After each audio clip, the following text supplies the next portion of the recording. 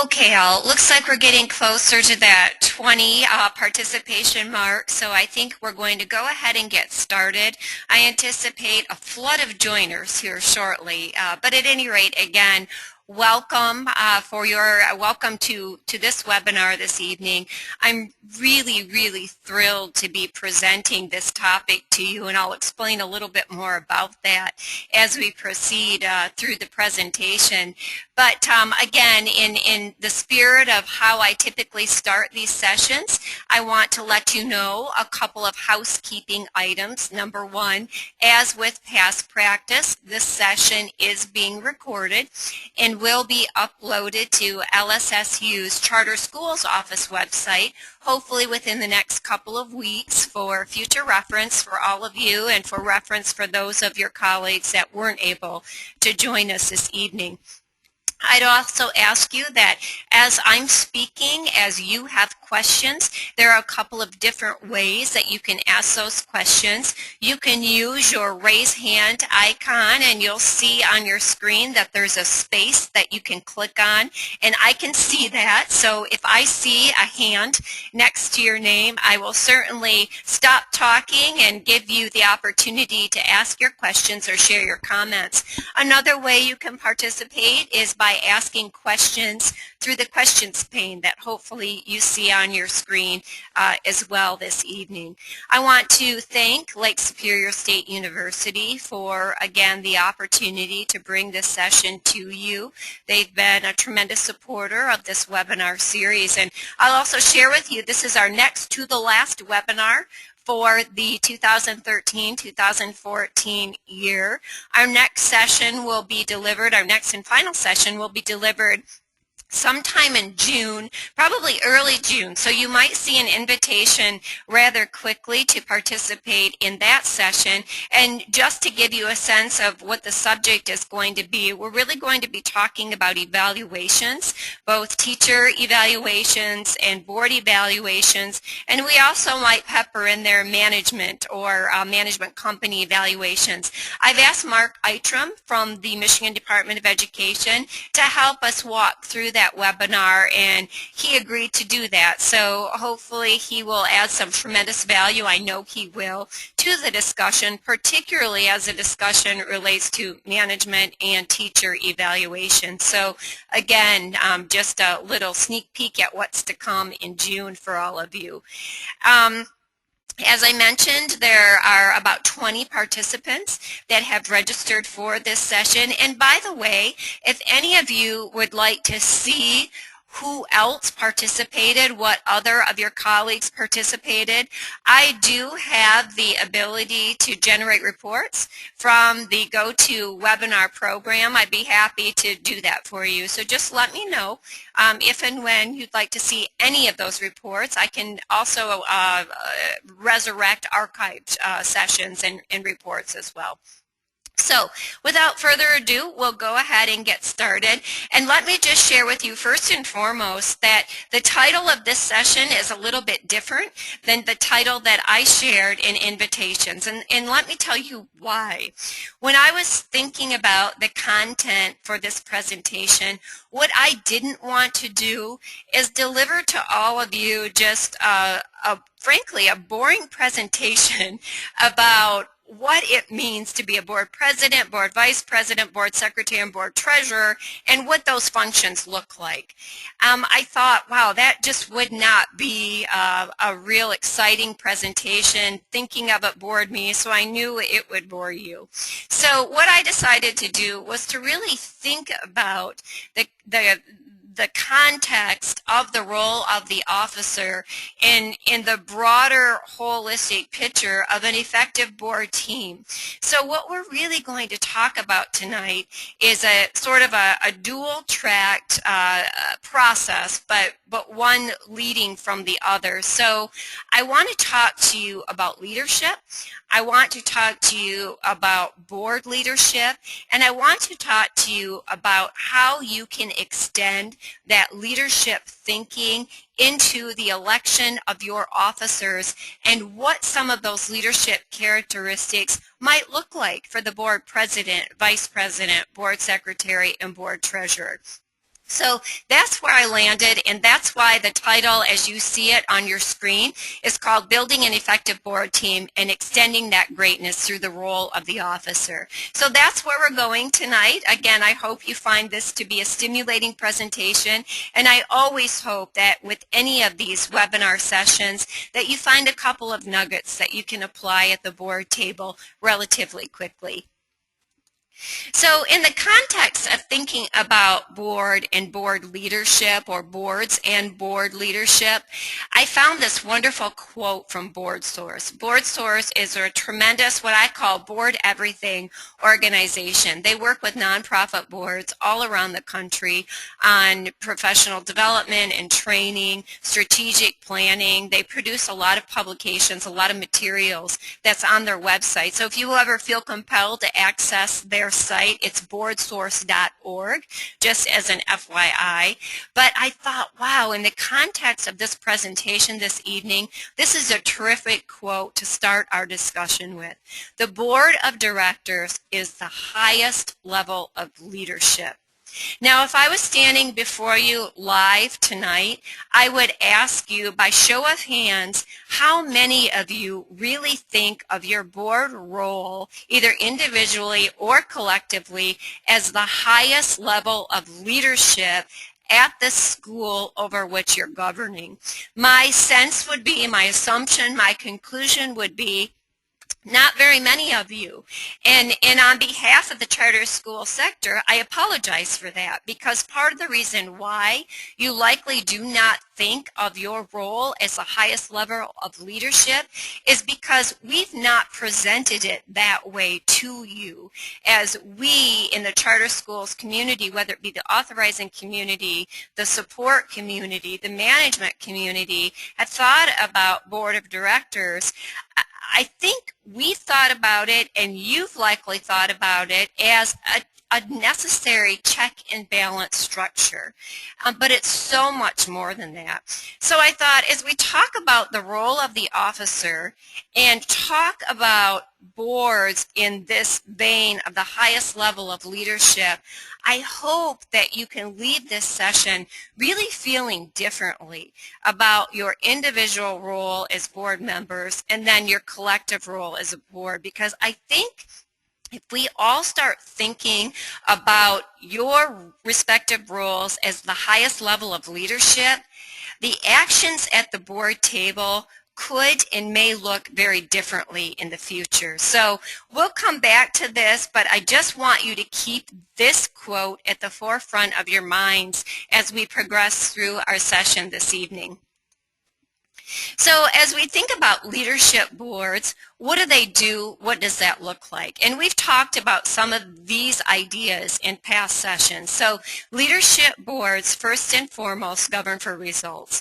So we've spent a little bit of time talking about how the board ensures performance, right? So your primary role is to ensure that the school is performing in compliance with the charter contract. So you're either meeting or exceeding as a school those expectations as outlined in the charter contract. So what you're looking to do as a board is govern for those meeting or exceeding results, those meeting or exceeding performance results. And again, we've talked about those in past sessions.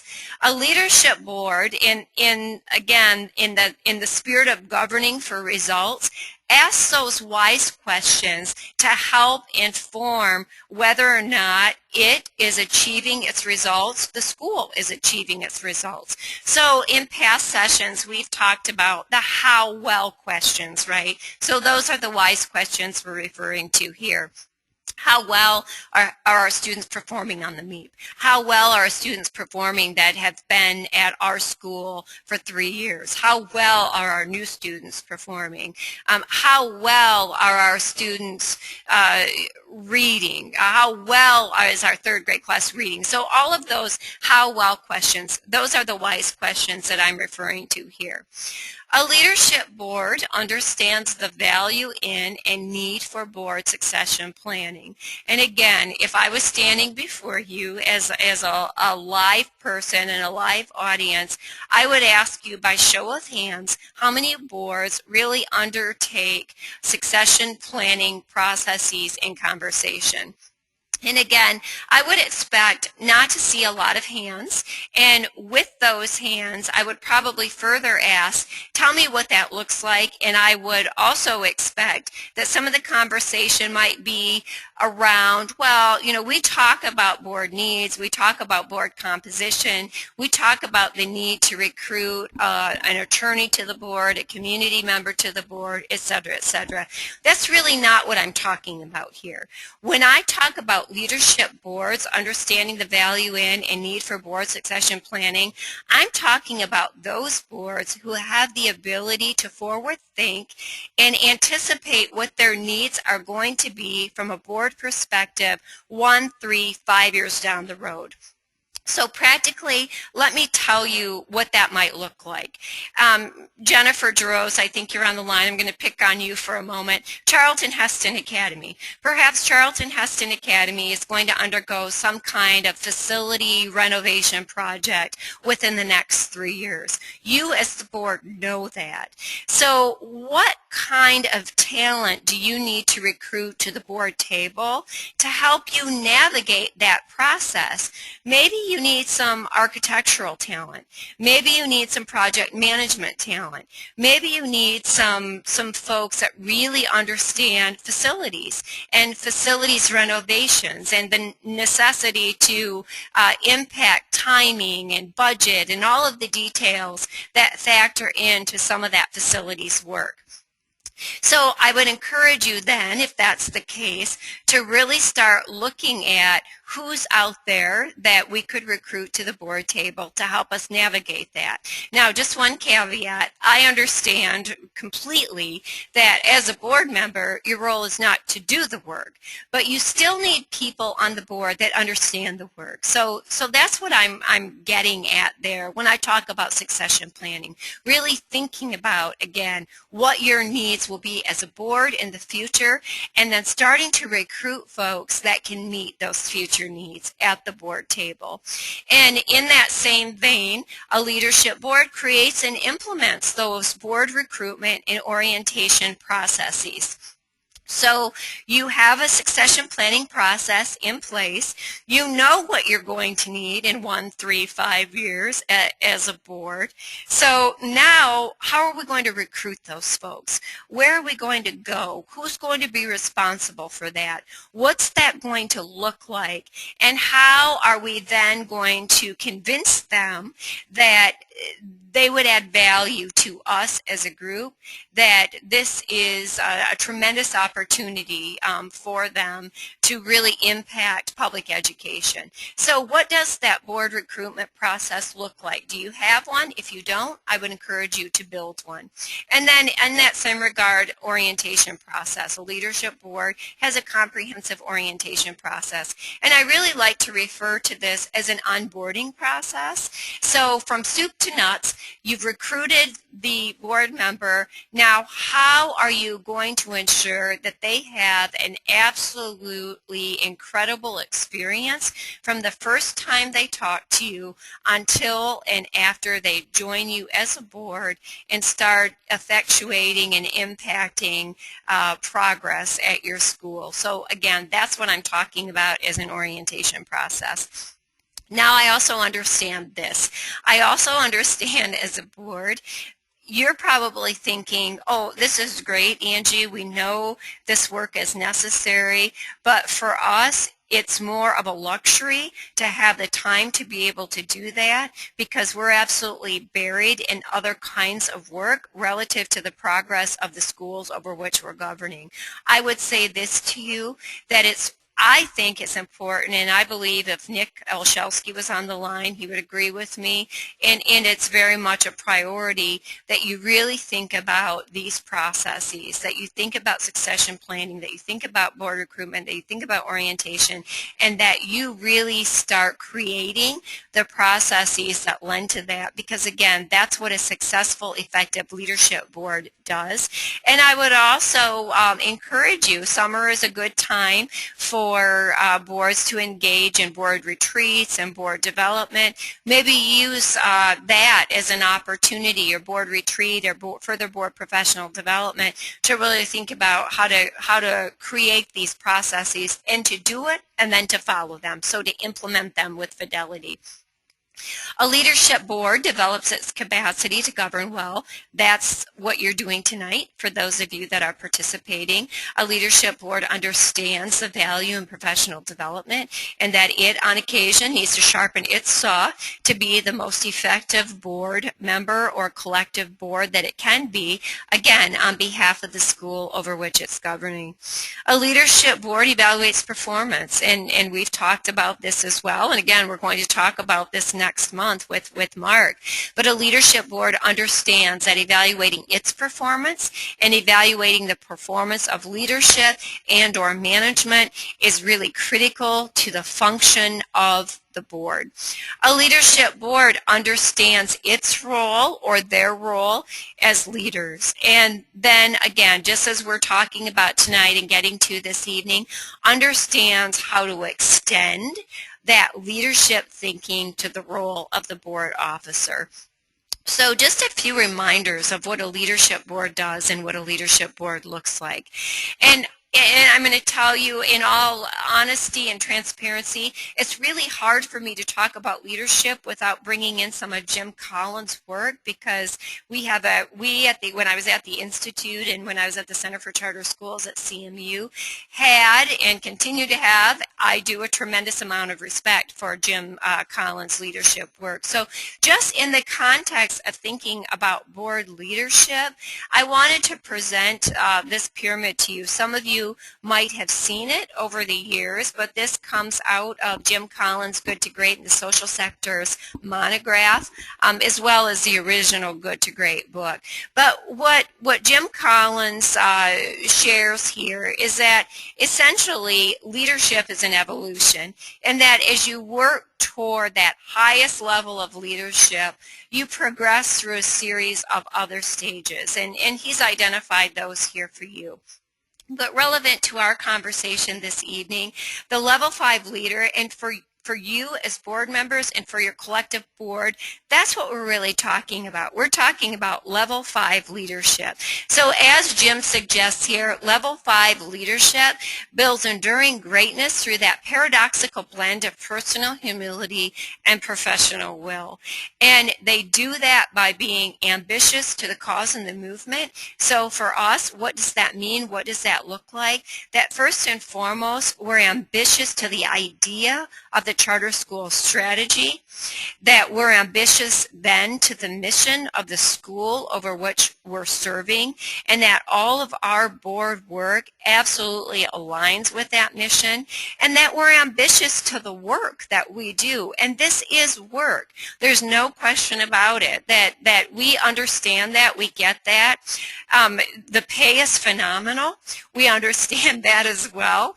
But this is indeed work. So you're ambitious to the work. So I would challenge you to think about, what kind of energy are you bringing to the board table when you come to meetings? What kind of ambition are you bringing to the board table? What kind of enthusiasm?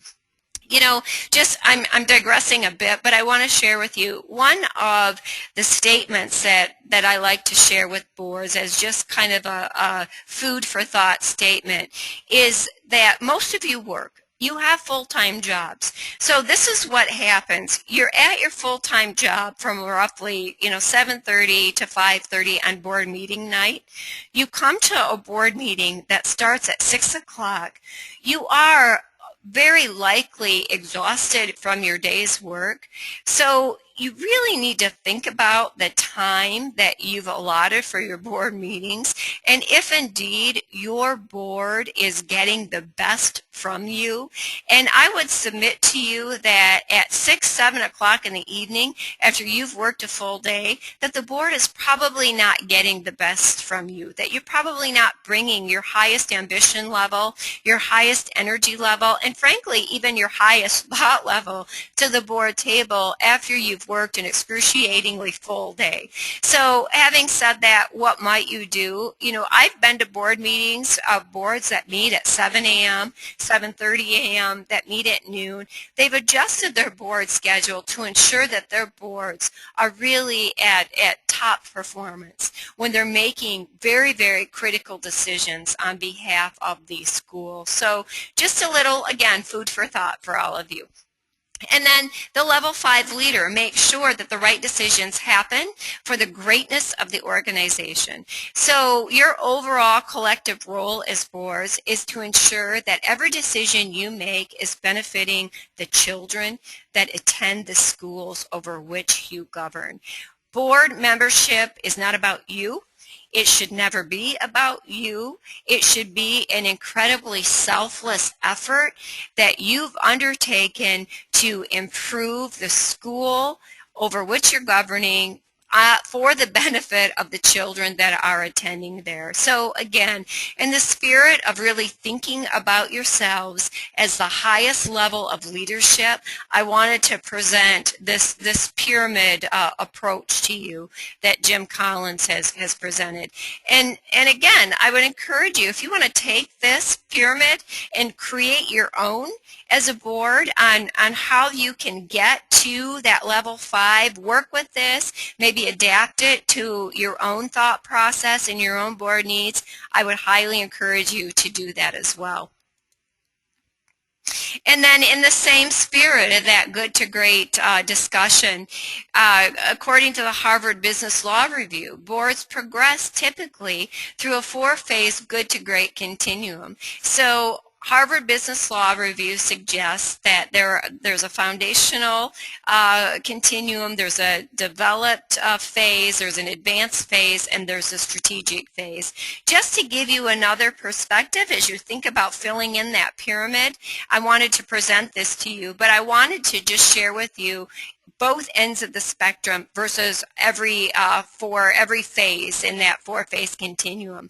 The foundational board, or the foundational phase of the board continuum, suggests that boards are primarily focused on matters of compliance.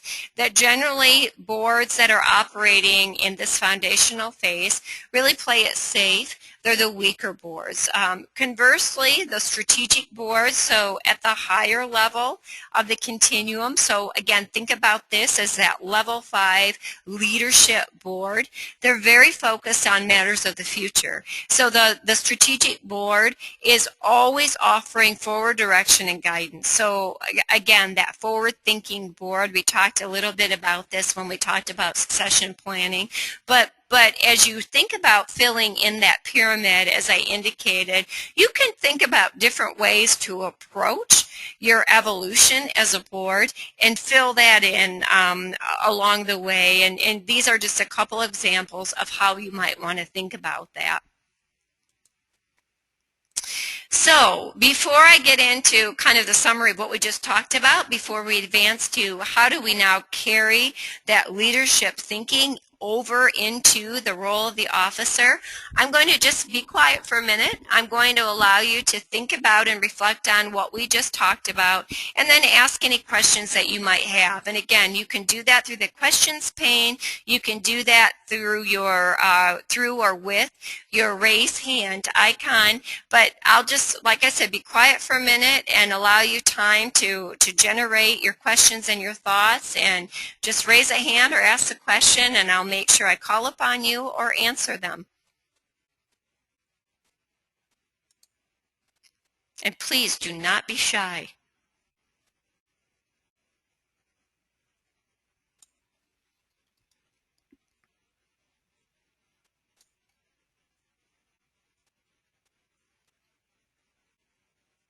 So if I may, let me ask you this then. I had suggested that as boards, you probably do not think of yourselves as the highest level of leadership. Is that a safe assumption? Could one of you just raise your hand and maybe speak on behalf of your colleagues and offer that up? Do you as boards think about yourselves as the highest level of leadership at the schools over which you're governing?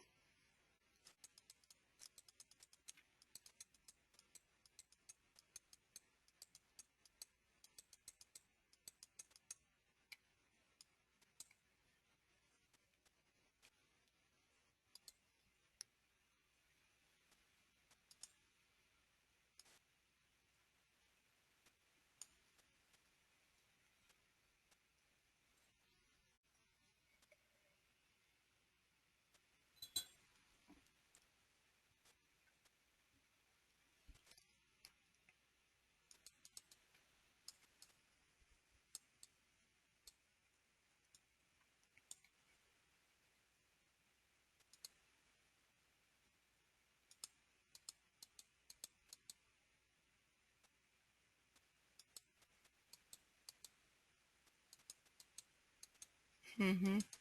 So I have a question, a comment here that says, I do think of the board as the highest leadership, but am sometimes hesitant to push back on information I am receiving.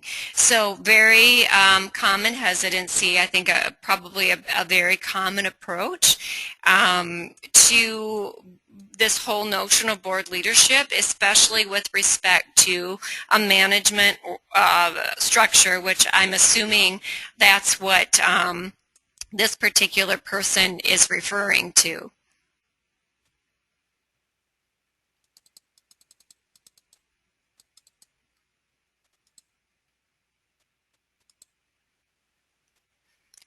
Larry, do you have a thought or question you'd like to share?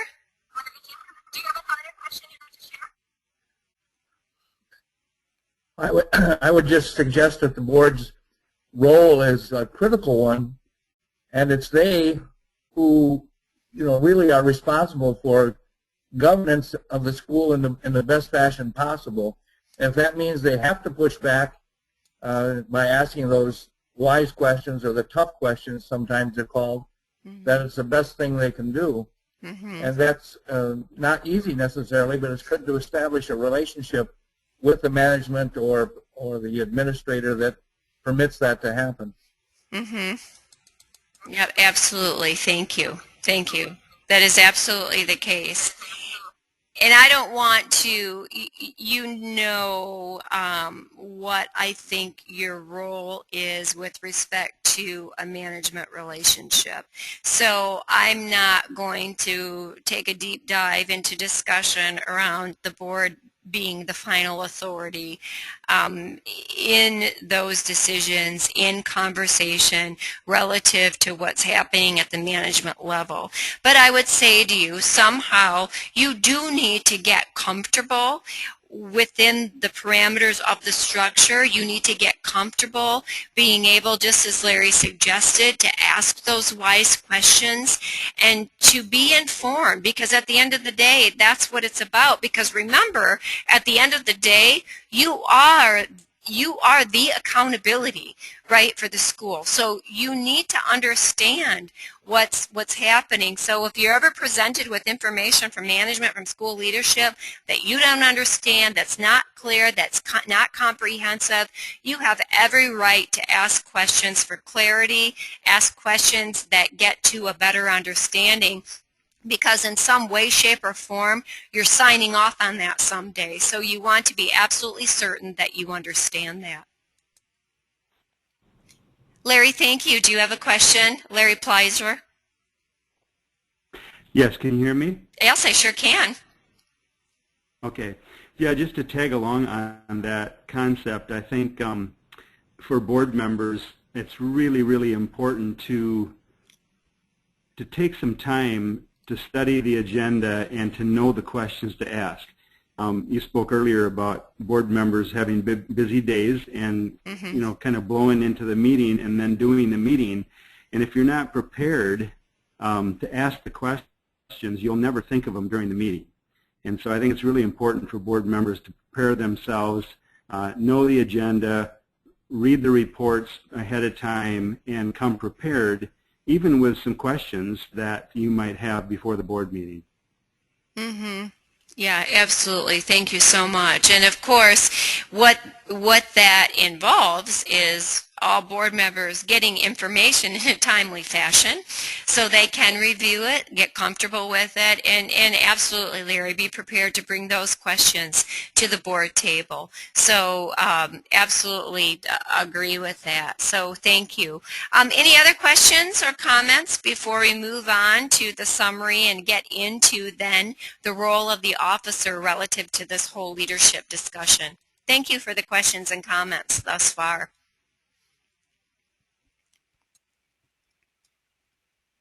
And I'm pleased to see, at least from one of your colleagues, that maybe you do think of your role as the highest level of leadership at the school. So in summary, what we just talked about are these 4 points. We talked about, again, boards really functioning as a highest level of leadership. We talked about boards considering themselves as highest levels of leadership, and in that context should think differently about their overall impact on the schools over which they're governing, which you're governing. Like traditional leaders, board leadership is an evolution, either based on levels or continuums, however you approach that. But I think it's incumbent upon leadership boards to define those levels and or continuums to help inform your best growth and development. And then leadership boards should understand where the school is at currently, where it needs to be in the future, and how the leadership board can help get it there. So really getting to that forward-thinking conversation.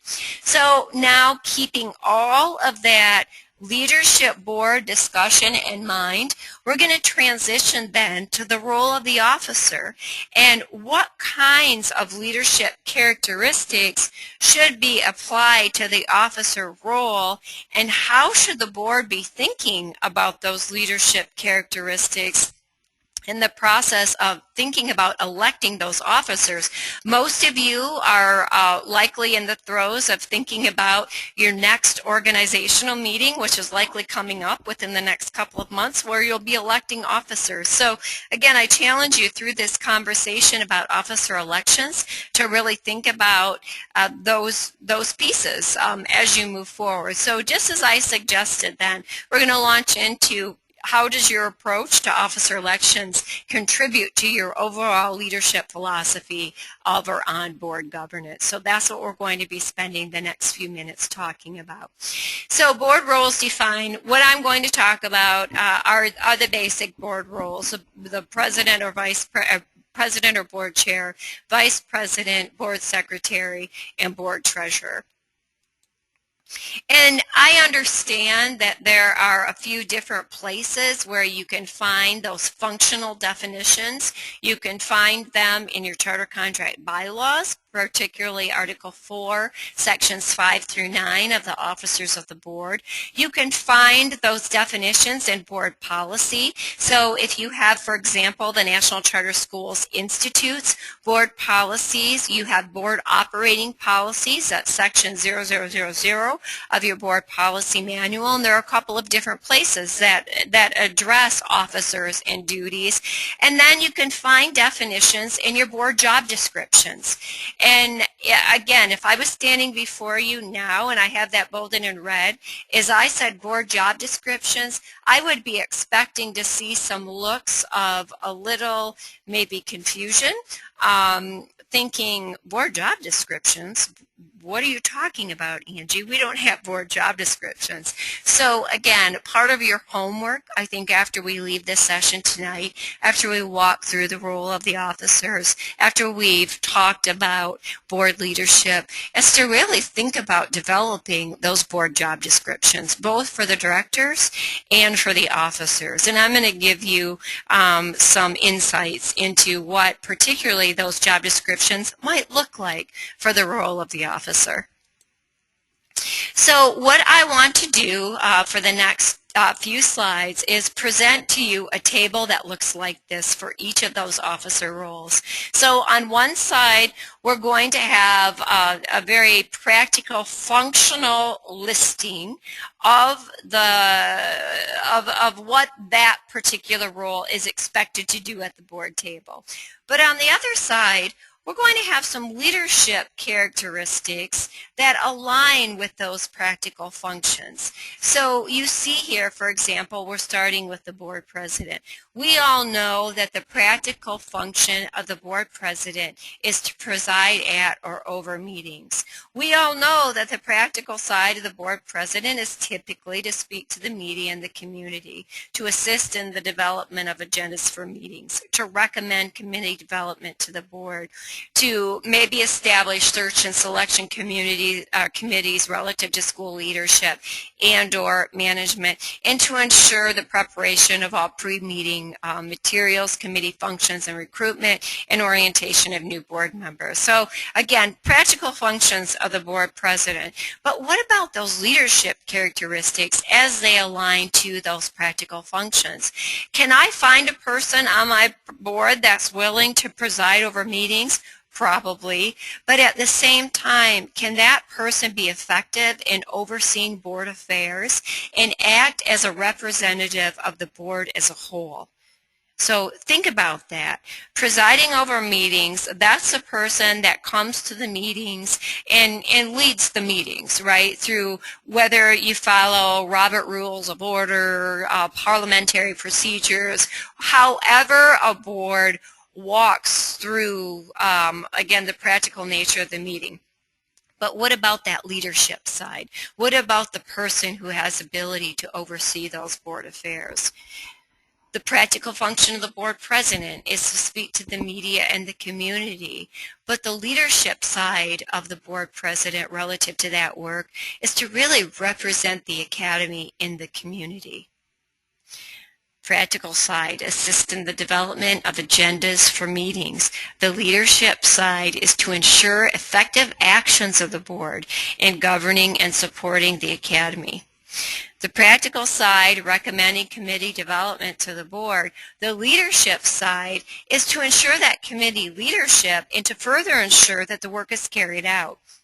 So how might a board president do that? Well, you want to be sure that, for one thing, if you establish a committee as a board, that the committee understands what the expectations are. So whether that's led through the board president or through the full board as a whole, I think it's important for committees to always understand what their charge is as a committee. But it's not a best practice or an advisable practice to say, okay, marketing committee, we've established you, go do your work. You have to, it's like anything else, right? You have to ensure that that work is carried out relative to those expectations that you've established, and that largely rests with the board president. So I'm not sure how you feel about that. I'm not sure if your board presidents are carrying out their functions in that way, but that's okay if they haven't to date. This presentation is to help challenge your thinking relative to those leadership pieces.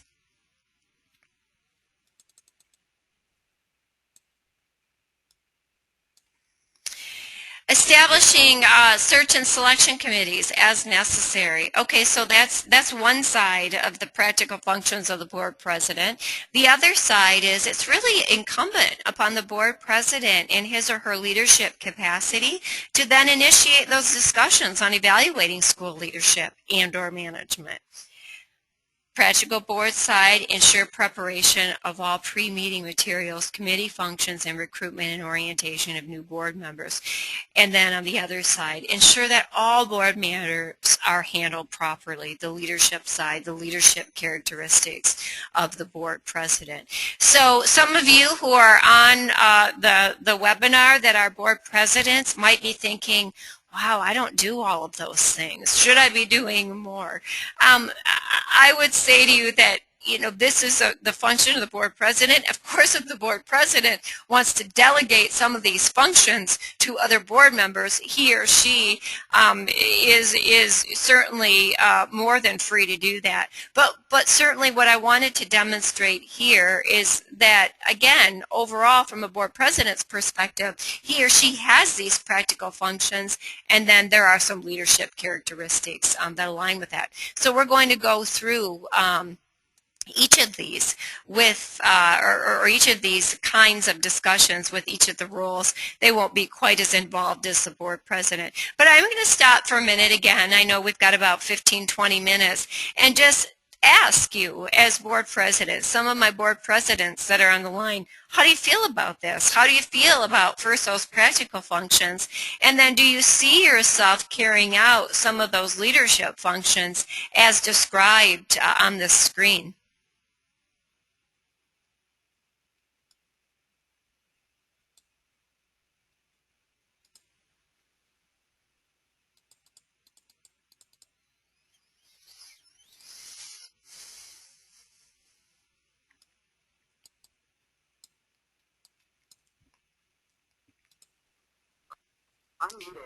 Larry, do you have a question or comment, or was the question in the hand just carried over from the prior thoughts? I'm sorry, Angie, you came across a little unclear that time. Sure. Yep, I see a question mark and a hand raised next to your name. So I just want to be sure that you don't have a new question, that maybe that's just carried over from your prior question. Yeah, I did not intentionally raise a hand, no. Okay, thank you. Thank you. Very good. Okay, we will have, certainly at the end, I'll invite you to ask questions as well. So this is not your only opportunity. But then let's launch into some conversation about the board vice president. So again, the board vice president has some practical functions: act as president in the absence of the president, accept responsibility in or with certain board functions as delegated by the president and or the board, and to really serve as a vital part of the board officer team.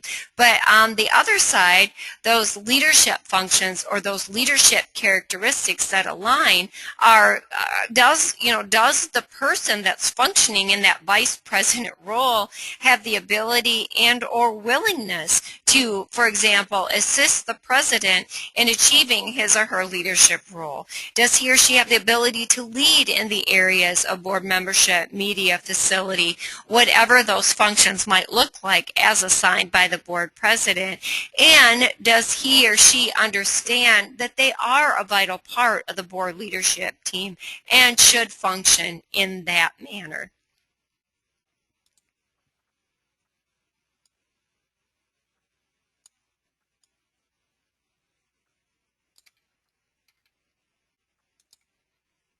So moving on to the board secretary role, and this is a little bit of a lengthy list, so those of you that are participating that are board secretaries might be looking at this thinking, oh dear, I don't know that I signed up for this. But again, same conversation: practical side of the board secretary role, leadership side of the board secretary role. So I'm going to go through some of these because I think there are some important comments that I'd like to share with you this evening. On the practical side of the board secretary table, the board secretary ensures that accurate minutes of meetings are taken and approved.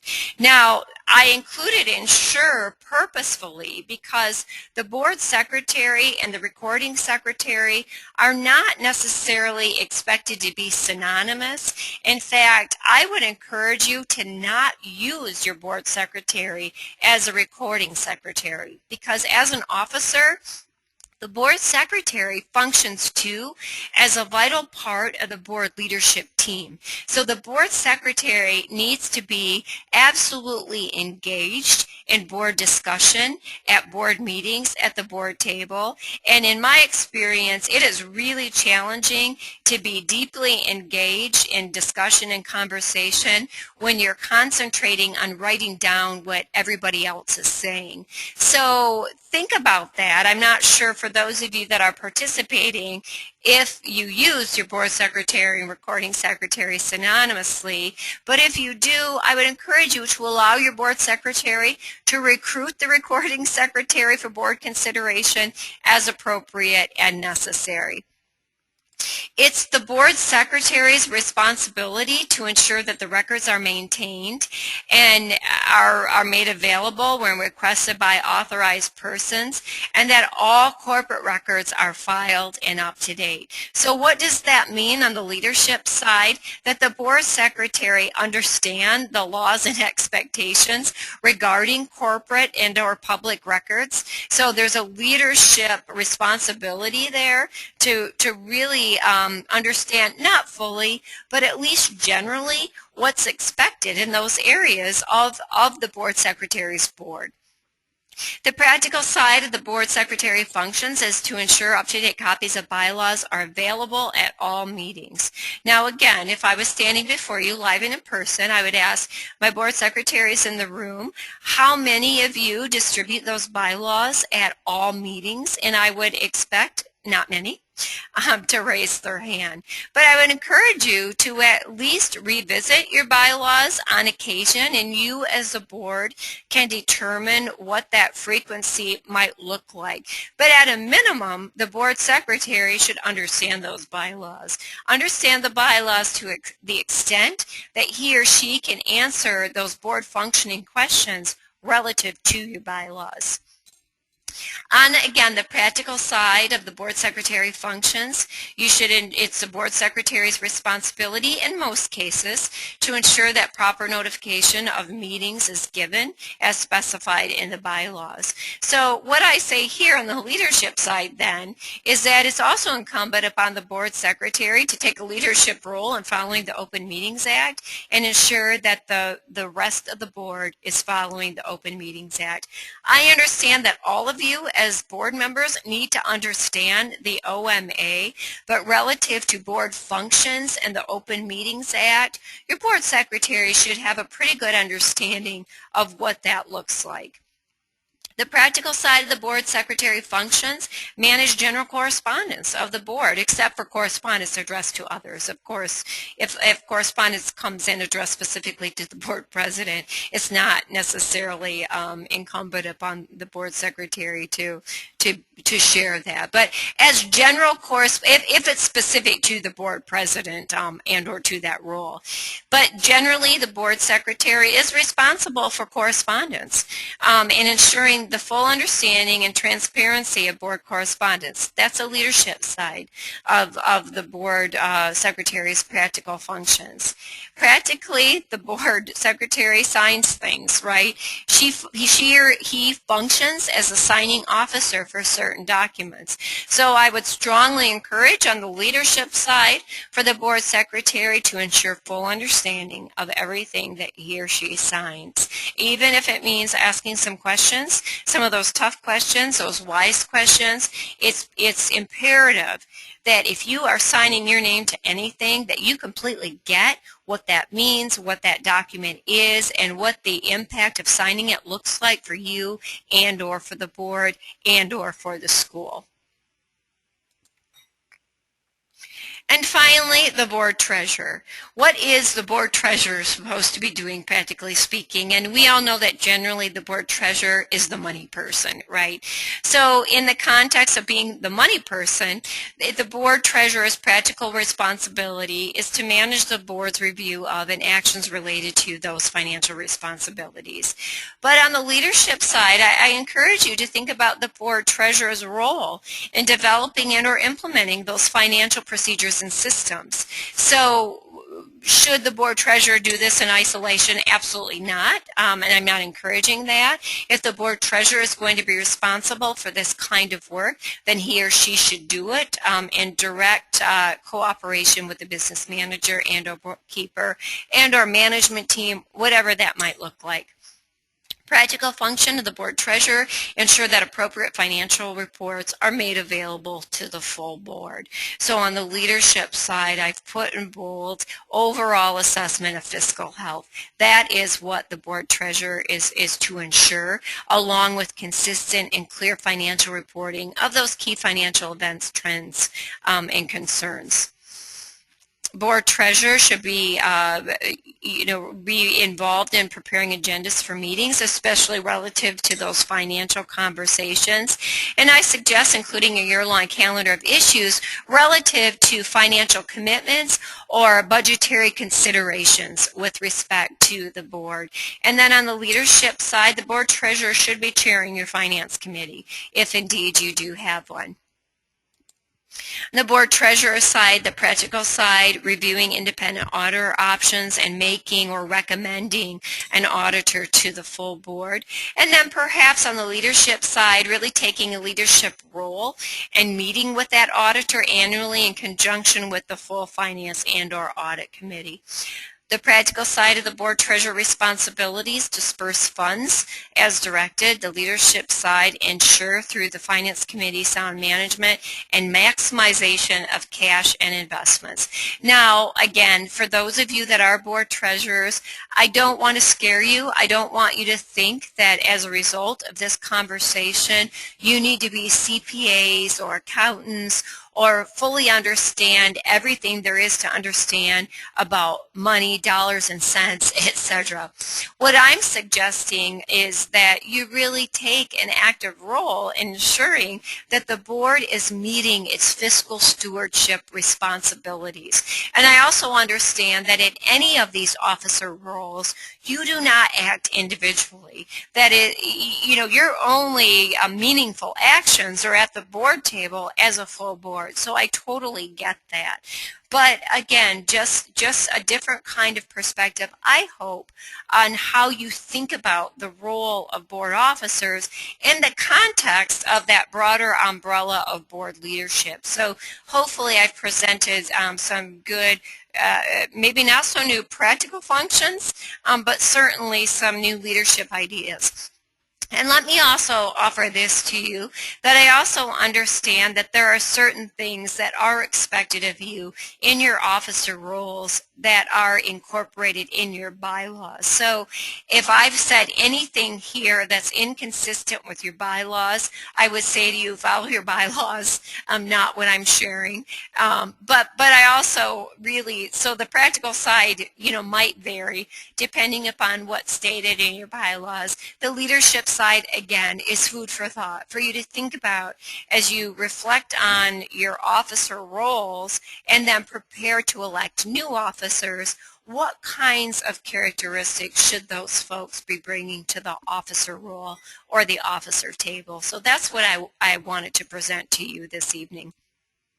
So again, as I mentioned, the board's election of officers is going to be happening at its upcoming annual organizational meeting.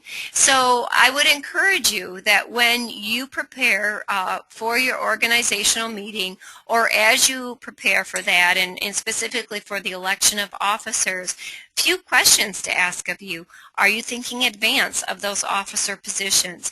And if you're not, I would encourage you now to think about them, again, relative to the information that was presented to you this evening.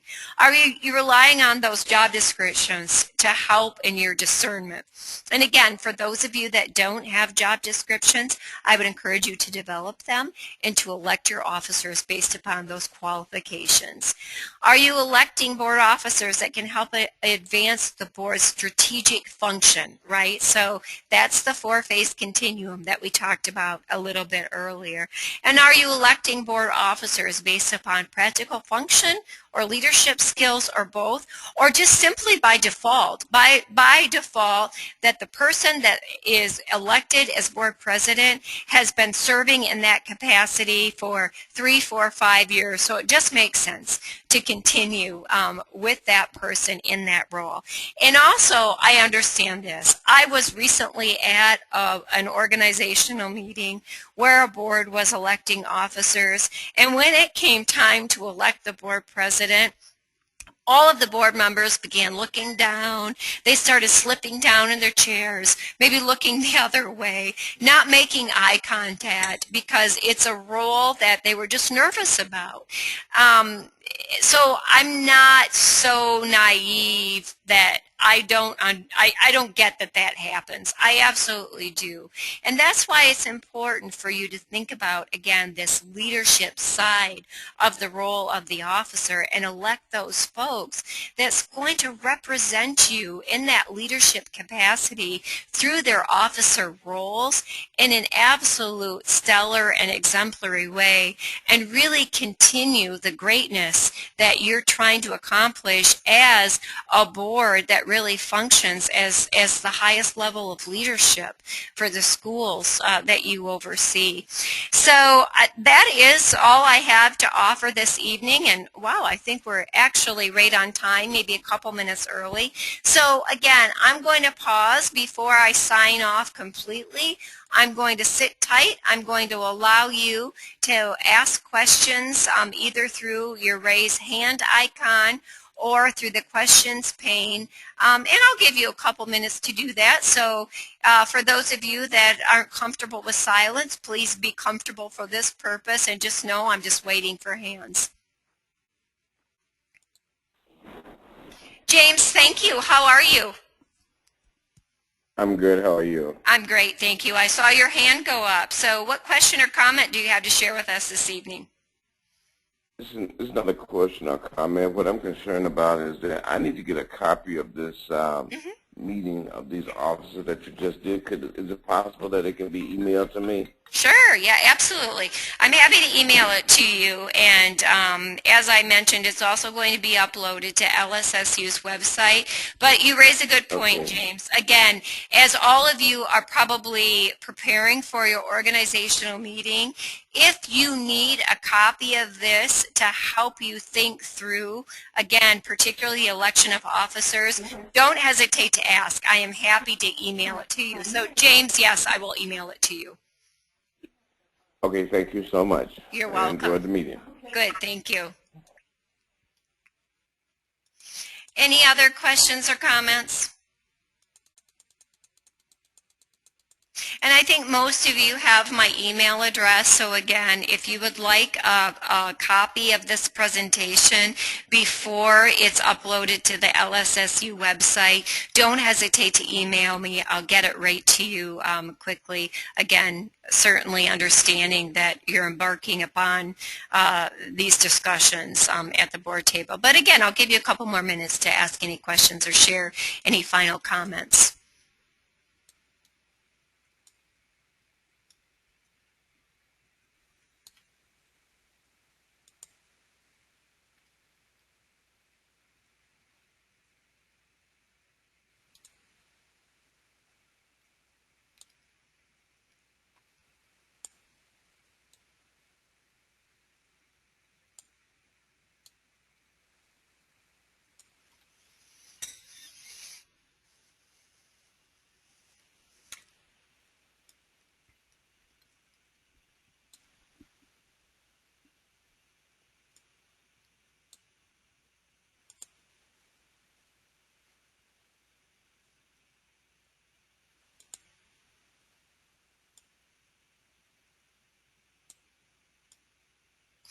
So I don't see any other hands raised or any other questions asked, but I do hope that you enjoyed this presentation, and I do hope you found it a little more stimulating than maybe some of the presentations that have addressed simply the roles of the officers and what's expected of them.